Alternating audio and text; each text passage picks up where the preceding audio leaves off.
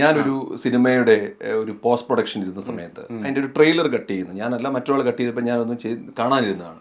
അപ്പോൾ ആ സിനിമയിൽ ഒരു സീരിയൽ നടി അഭിനയിച്ചിട്ടുണ്ടായിരുന്നു. അപ്പോൾ ആ നടിയുടെ ഫേസ് ഈ പടത്തിൻ്റെ ട്രെയിലർ ഇടണ്ടെന്ന് പറഞ്ഞു. കാരണം സീരിയലിലെ നടന്മാരെ എപ്പോഴും സിനിമാക്കാർക്കൊരു പുച്ഛമാണ്.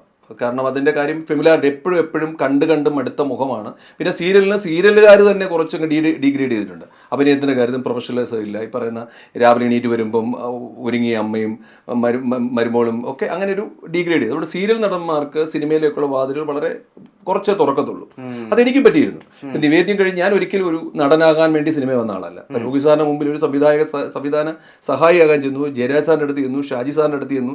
ഇവരൊക്കെ എൻ്റെ രൂപമൊക്കെ കണ്ടപ്പം ഒരു വില്ലനാക്കി അല്ലെങ്കിൽ കുട്ടിസ്രാങ്കിലും ഒരു കഥാപാത്രമാക്കി ചേർത്തതാണ്. അതുകൊണ്ട് ഞാൻ നടനാകാൻ ആഗ്രഹിക്കാത്തതുകൊണ്ട് അഭിനയം അറിയാവുന്ന പണിയാണെന്ന് തോന്നി തുടങ്ങിയപ്പോൾ ഞാനൊരു സീരിയൽ കമ്മിറ്റ് ചെയ്തതാണ്. ഒരു തമിഴ് തെലുങ്ക് സീരിയലാണ് കമ്മിറ്റ് ചെയ്തത്. ആ സീരിയലിൽ അഭിനയിച്ച് കഴിഞ്ഞ് പിന്നെ കുറേ അവസരങ്ങൾ വന്നു. ഞാൻ ഒരിക്കലും അറിഞ്ഞില്ല അത് എൻ്റെ സിനിമയിലേക്കുള്ള വാതിലിടയുകയാണെന്ന്.